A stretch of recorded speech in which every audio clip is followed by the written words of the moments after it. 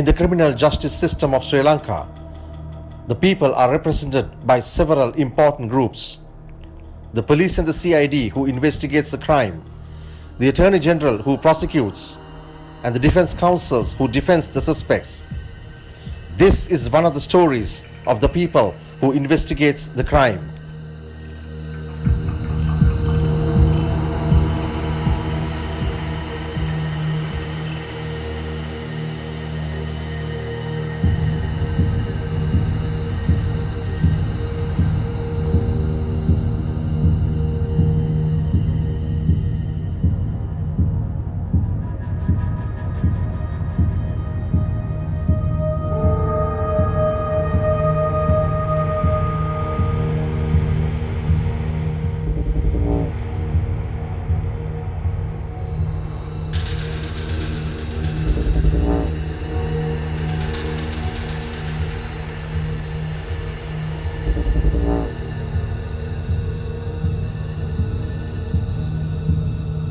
As a senior officer of the CID who was a part of this whole investigation, I want you to walk me through this whole investigation process.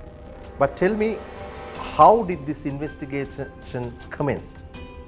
What was the commencement point of this investigation?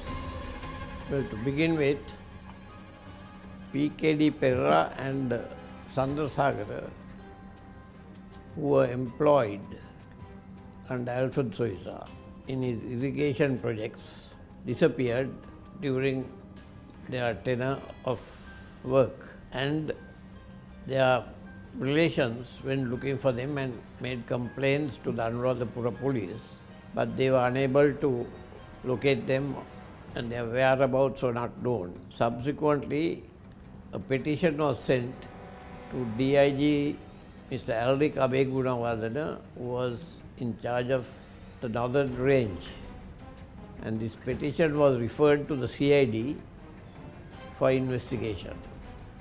It was Mr. Tiral Gunathilaka who was in charge of this investigation, referred this to two officers, namely Sergeant Fernando and PC Piasena, who were instructed to proceed to Anuradhapura and try to locate the whereabouts of these two people who were missing, PKD Perra and Sandrasagara. This was in the late 1966, and after almost 2 months or 3 months, they came across a person called Juang Apwami, who was one of the confidants of Alfred Soisa, living in a place called Rambava on the Anuradhapura Jaffna Road. He knew most of the activities of Alfred Soisa, and he mentioned the fact that a Cambridge car was buried at KALATTAWA, and also the fact that a man called Wilson, Elias Vincent, who was responsible for digging the pit to bury the car, was being taken to Odusudan in Kilinochi, where Alfred Soisa had purchased a new tractor from Browns in Colombo, and they were being taken to Odusudan to be murdered or killed, because they were the people who were aware of the burial of the car. When this information was revealed to Sergeant Fernando, he came and met Mr. Mahendran, ASP Anuradhapura, the same evening and related this information to him. Mr. Mahendran referred this case to his superior officer, Mr. Dhanapala, the SP, and he summoned a conference of the police officers in Anuradhapura the following morning in his office, where they revealed the plan to kill Wilson by Alfred Soisa. And Mr. Dhanapala, the SP, contacted the CID, and Inspector Navaratta Raja and Nalit Delgoda, who was officer in charge of Madhavachya police station, had a discussion, and thereafter the CID summoned a meeting where a team of officers from the CID, headed by Mr. M.K.J. Perera, who was a senior inspector was detailed to proceed to Anuradhapura. And there, that was the commencement of the whole investigation. Now, Mr. Srinath, you gave a nice elaboration as to how this investigation started. Yeah. Now, walk me through the steps, if I may use the term, or the way, or the point, if I may use another word. Where did the breakthrough of this investigation come? It was the confession made by Wilson and his name was Piasena, who took part in the digging of the pit to bury the car. That was followed up by the CID, where Vincent was brought to the scene where he's supposed to have buried the car at KALATTAWA. At that point, we had the assistance of the irrigation department to get heavy machinery to dig the place up. And when Vincent came to the scene, he found that the whole scene had changed. He couldn't locate it. In a sense, there was a paddy field at that point and a hut constructed. And the irrigation machinery was used to dig the place up, but we did not come across any car that was buried. Obviously, Vincent was brought to the scene at KALATTAWA and he was asked to point out the place where he dug the pit where the car was buried. And the machinery from the irrigation department was used and they started digging all over the place, but they were unable to locate the exact point where the car was buried. At that point, Mr. Navarathara, the inspector, went to Alfred Soita's house and he was arrested and brought to KALATTAWA. There he was seated in his car sipping a drink and indicated the exact spot where the car was buried. Shortly after that, machine that was used to dig the pit stumbled on the top of the car and the car was unearthed from that point. Then, of course, Alfred Soita was worried about it and he started sipping his drinks one after the other and he knew the game was up. And from there onwards, the witnesses who were scared to talk about various activities at the scene at KALATTAWA came out with all the details as to how PKD Perra was murdered. There was one eyewitness to that was a young boy, about 18 years old, by the name of Jayasena, a schoolboy who had run away from his home and had arrived at the Wadi at KALATTAWA towards evening. That was the time when PKD Perra was in the Wadi with Kalu Albert, Willie Bama, and Alfred Soita was in the background. And he was assaulted there, he was given liquor, and after he was seriously injured, he was tied onto a tractor and taken to the nearby paddy field close to a shrub jungle. In mid-1966 or thereabouts, the car belonging to C.I. Gunasekara, a famous all-Ceylon cricketer who was a senior executive at Walk & Sons, was stolen from his bungalow in Vajra Road, Bamlapitia. It was a Austin Cambridge car, number 233-3031.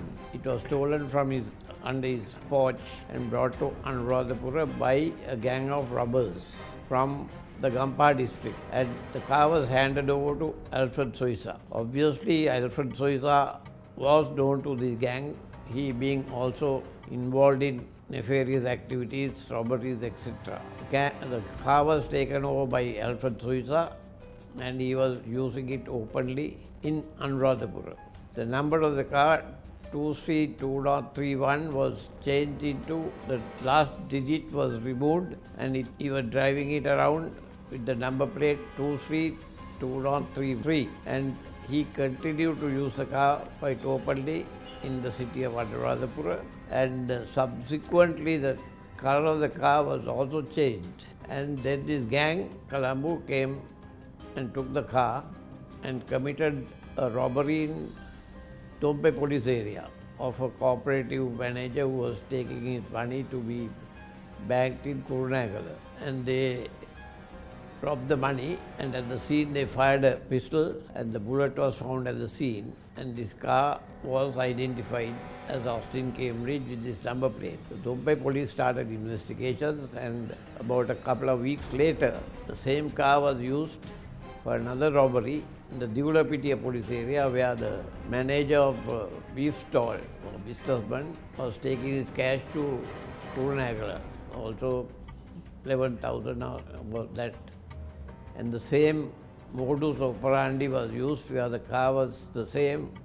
The bullet at the scene, which was confirmed by the government at least, was fired from the same bullet, from the same pistol, was also found at the scene. About a month later, same car was used for another robbery. That is where a person called Khandaya, a renter who from Jaffna, came to Anuradhapura to tender for the Arak Tavern in Anuradhapura, which was predominantly operated by Alfred Soita, and he did not allow anyone else to come there and tender for the tavern. He met Khandaya at the new rest house in Anuradhapura, Novaravavar.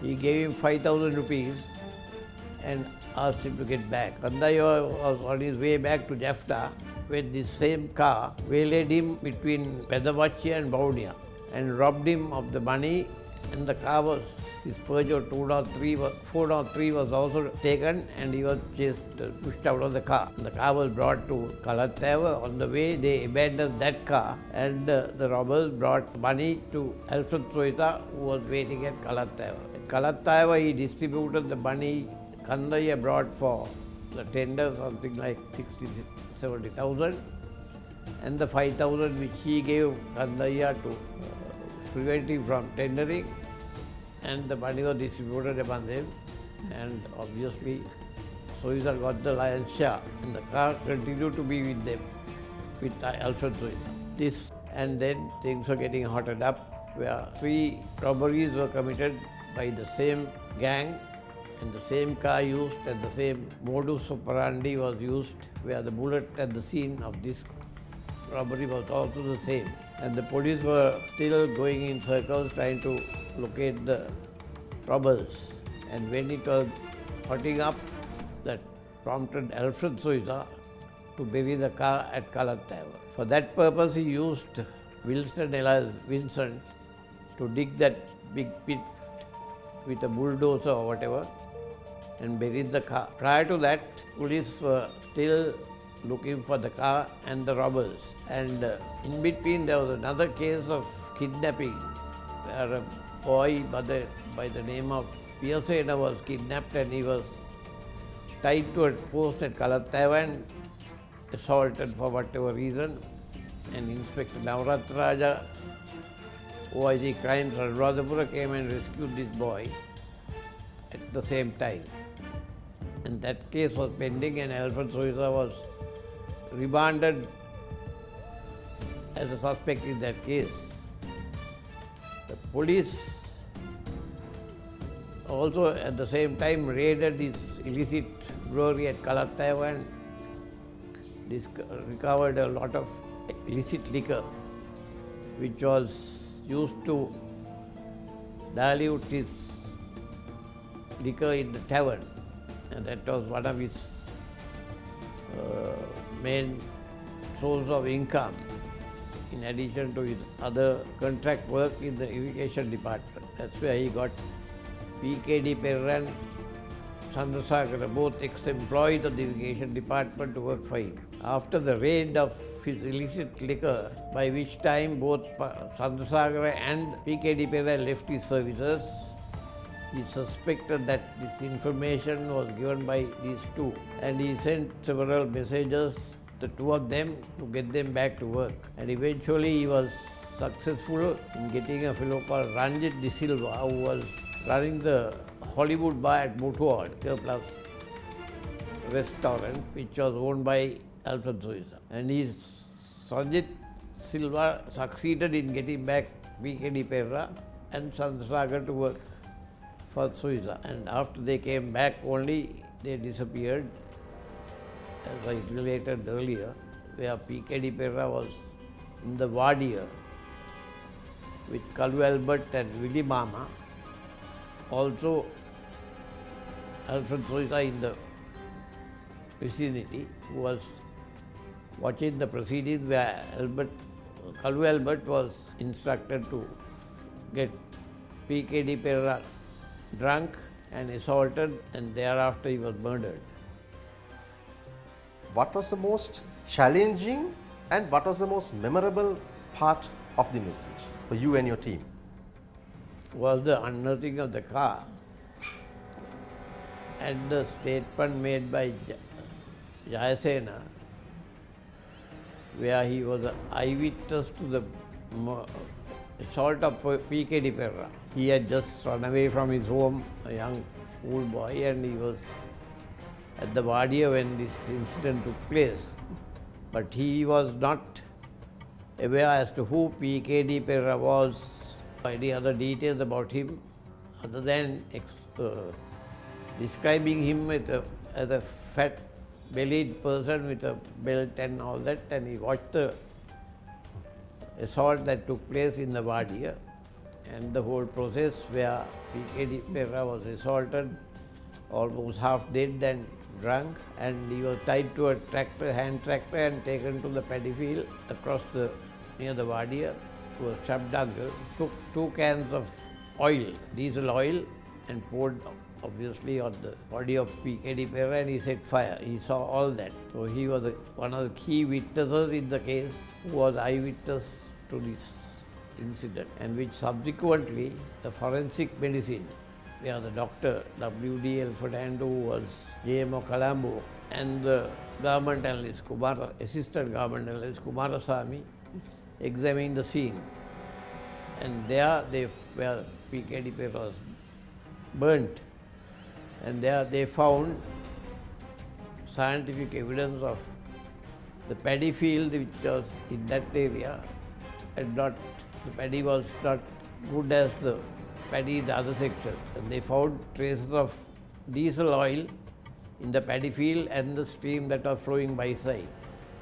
And also the government analyst and the JMO found pieces of board which they found at the scene, and that was later analyzed by the professor of anatomy, Dr. Lester Jayawardena, as human bones. Those are tiny bits of bones, and that helped in the case to prove the case as stated by Jayasena. And also at the scene there were 2 pieces of metal, one the buckle of the belt worn by PKD Perra, the claw belt, and the metal strip round his bag, which was also found at the scene. Both the belt and the bag had been burnt along with him. That evidence also helped in the case to prove that it was PKD Perra's bag on the description given by his son, who was taken to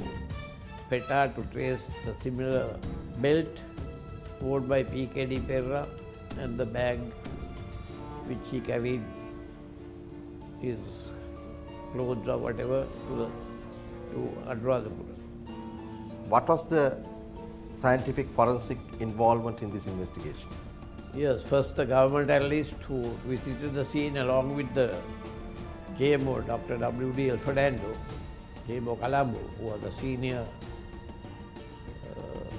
doctor, found the piece of bones which they took charge of, and at the scene the government analyst found the trace of which subsequently, after the piece of bone was brought to Colombo, the JMO consulted Professor Lester Jayawardena to analyze the piece of bone in order to confirm that they were human bones, because at the defense, where G.G. Ponnambalam in the lower courts cross-examined Dr. Lester Jayawardena and tried his very best with his knowledge of medicine as well as the command of the English language would not break the evidence of Dr. Lester Java that Kodambalam was concerned, because he is famous for intimidating witnesses with the use of the English language. If you are not too competent, he will try to break you with that type of expertise he has as a defense lawyer. And subsequently, after the case was committed to the Supreme Court, Alfred Souza couldn't afford to retain Kodambalam because he had gone through all his finances. This happened about 5-6 decades ago. Correct. When you, as a CID officer or your team, together doing this kind of a high-profile double murder case, were there political and administrative interference, or was there support, or were you all left completely independent to your own devices to do the investigation? There was absolutely no interference from any source, either by politicians or any other official or anyone else. We were left to our devices to do our job according to our capabilities and ability and the way we have been used to do any investigation from the time I joined the police. I have not had any experience in political interference. That's it.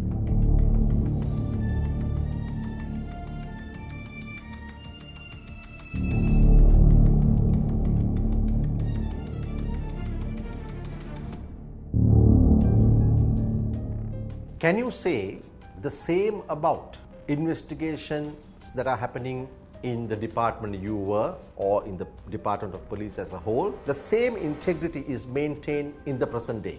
Definitely not. It's interference from the word go. Now, you are one of the youngest officers who got the privilege or chosen to be trained in Scotland Yard. How did that training help you in this particular KALATTAWA double murder case? Well, I want to qualify, I was not the youngest. Well, we are all of the rank of inspector or whatever at the time, and we are chosen on our performance in the CID itself and also our seniority in the department as inspectors. The training, of course, I should say, it's a good experience, and I had the privilege of being at Scotland Yard when Sir Robert Mark was the commissioner appointed by the Home Office there, who was brought in from a small county, as they are called, chief constables, and he was the most junior chief constable who was selected over and above the other senior officers who were in the Metropolitan Police because of his ability, integrity and all that. And sad to say, Scotland Yard, the Vice Scot of the Scotland Yard was thoroughly corrupt, and he turned the place upside down. And it was during my stay at Scotland Yard I experienced, where he formed a new branch called the A1 to investigate not the criminals but the police. And at the end of it, chief superintendents, chief inspectors from the Vice Scot were caught and jailed for their corrupt practices. Some were given bribes like holidays in Spain and things like that, and he did a clean sweep of the entire Vice Scot in the Metropolitan Police. So that experience was very great, and he has written a book on his career, memoirs. And he also, after 7 years stint at Scotland Yard, he retired also. He resigned or retired on an issue with the Home Office where he was asked to do something which was illegal, and he just refused and he resigned. Only I went. There were, earlier, prior to my going, there were 3 officers who went. But when I was selected, it was only me. Yeah. And that course is mainly for CID officers in investigation, and I was attached to the West Yorkshire CID Training Institute. Tell me what happened at the original court, the magistrate court. What is your experience there and what happened there? Well, to tell you frankly, normally a state counsel does not appear in the reading of the evidence in the lower courts, but in this particular case, because of its complicated or whatever you call it, and long drawn out investigation, senior state counsel, at that time Crown Counsel, Mr. Dayaperra, and with two others, junior Crown Counsels, appeared for the leading the evidence in the lower courts, ably assisted by Inspector M.K.J. Pereira, was a senior inspector who was also equally competent as a in the legal aspect and to assist the the Crown Counsel in this case. And the lower court proceedings took almost a couple of, maybe I can't exactly remember, 5-6 months, where all these witnesses gave evidence. And Alfred Soiza and the two suspects were defended by famous G.G. Ponnambalam, Queen's Counsel or Queen's Counsel. His junior who takes down the note, Sunil Tortigo, whether he's still alive or dead. And another lot of lawyers from the local bar there, Anuradhapura. I could offhand tell you the names, but the prosecution, the leading of the evidence was headed by Dayaperra, who retired as a senior state Crown Counsel and later was a prominent lawyer in the unofficial bar, criminal lawyer, and not a colleague of mine but a senior officer in school as well.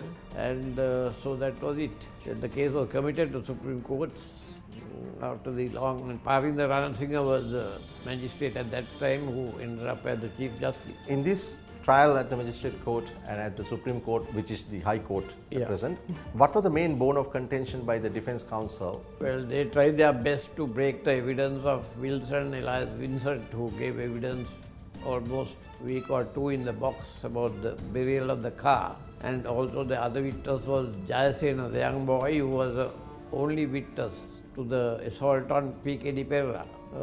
They were trying to break their evidence, and of course we had to see that they were safe. In fact, Vincent, we had to give them protection as a witness. Only the law is there to protect witnesses. At that time there was no such law. And he was in a colony house of Kantale. He was kept in hiding, no one knew where he was.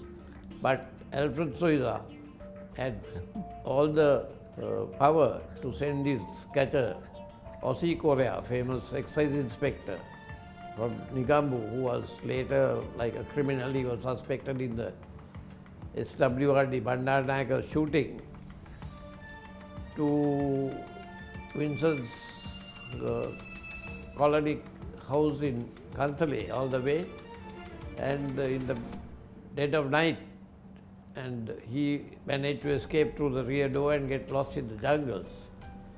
That was one of the key witnesses. Similarly, Jayasena, unfortunately, is a young boy. He had also to be given protection, and one of our CID officers took him to his village in Karvanal of Ratnapura and got him a job in a small kade. Young boy, and there he was playing with another of his colleagues there in the kade. He threw some fire banner, that fellow got a shot on the head and he died.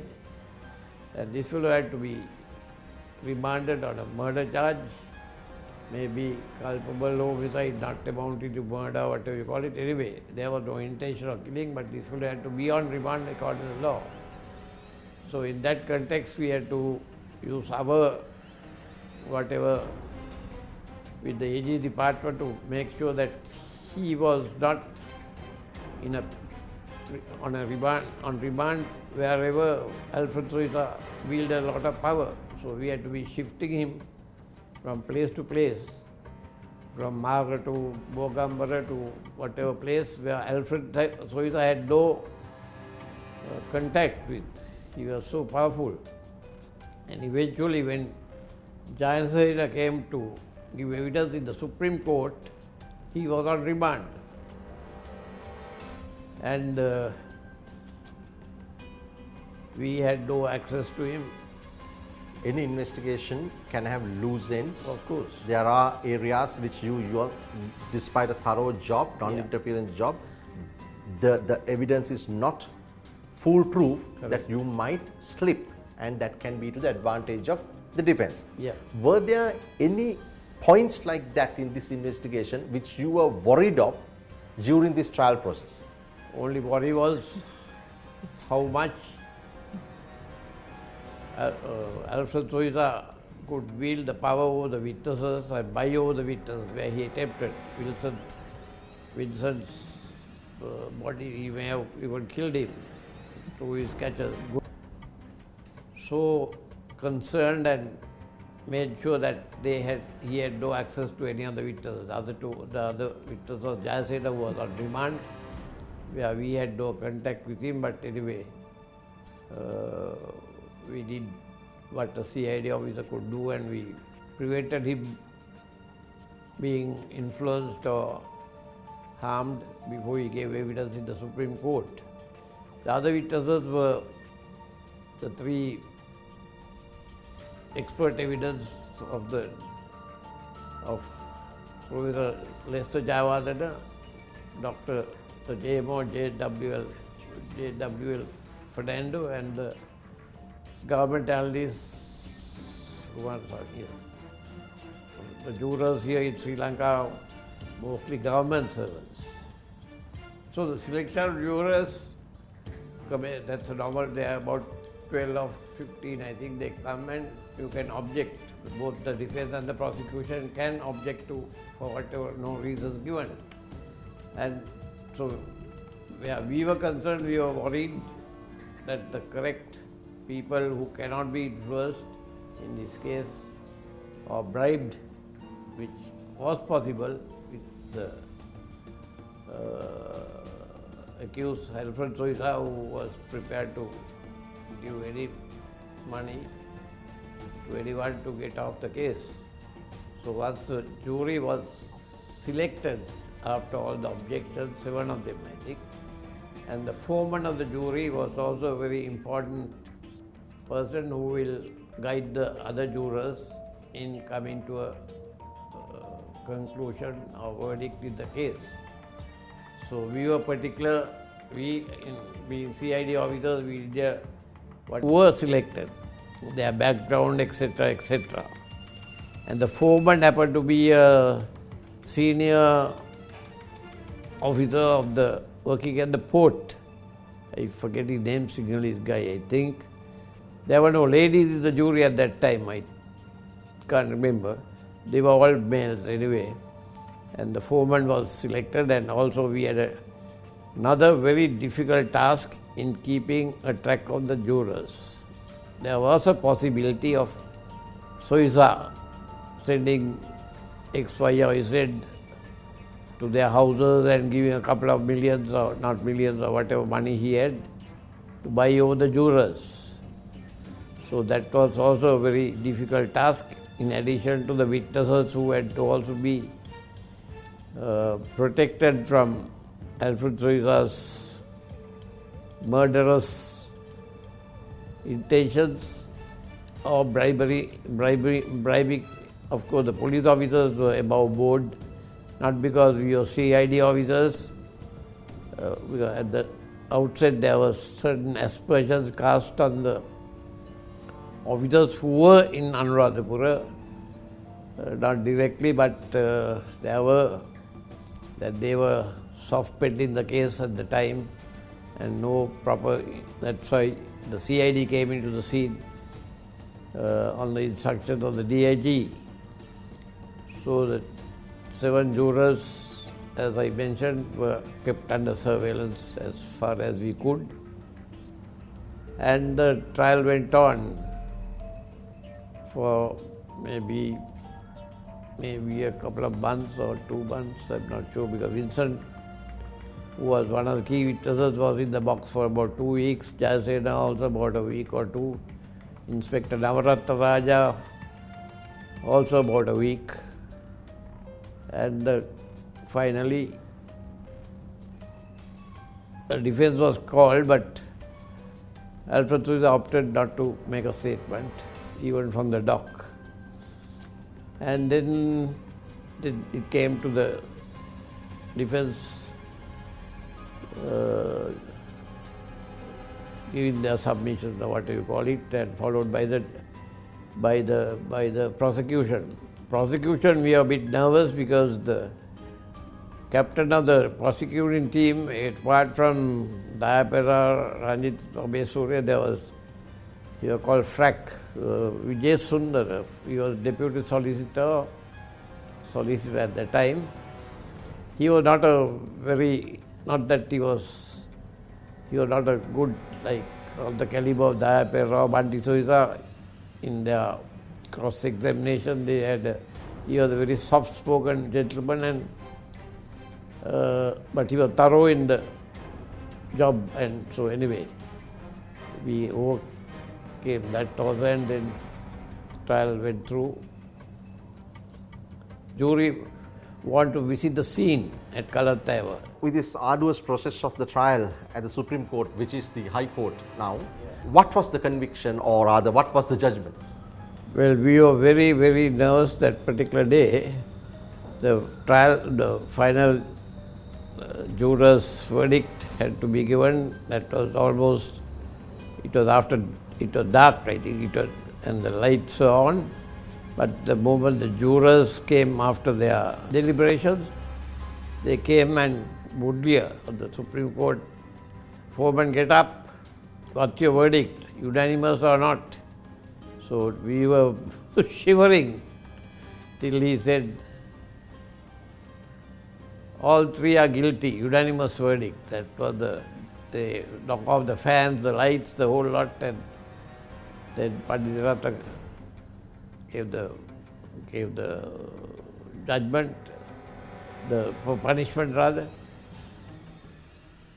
I'm not quite sure whether they made the appeal to the Supreme Court judge or mentioned that they were appealing in the case, or it was done subsequently probably.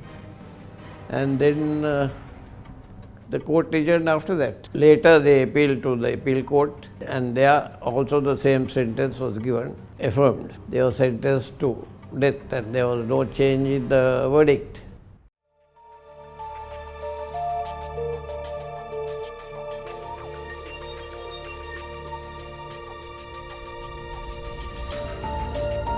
In this context, one would ask the question, at a day and age where investigation process is backed by cutting-edge technology and a large, highly trained police force, how come the speed of investigation and the wheels of justice turns so slow that most cases runs into 10 to 20 years or even more?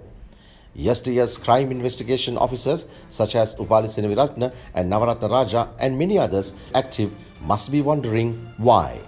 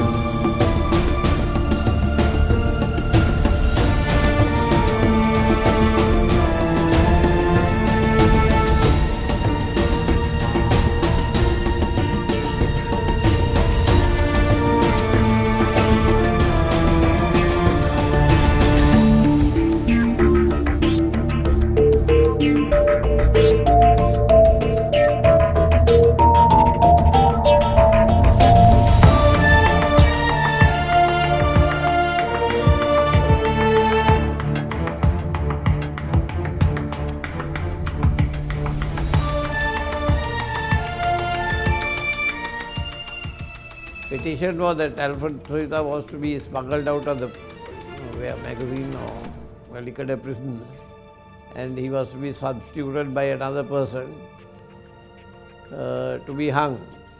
So that petition was not taken seriously, but whatever, to be doubly sure, the SP, Mr. Kudasthilaka, requested two of our officers, including me, to go and see whether it was Alfred Soita who was hung and no one else. But we had no access to the gallows, but we had to go to the prison, I think it's Velikada, where the JMO had to certify it was that he was dead, officially dead, medically, or according to his, after hanging. So it confirmed it was Alfred Soita and no one else who was hung. Prior to that, of course, Kalu Albert was hung, maybe a week before that. And Willie Bama died of natural causes due to old age or whatever in the prisons.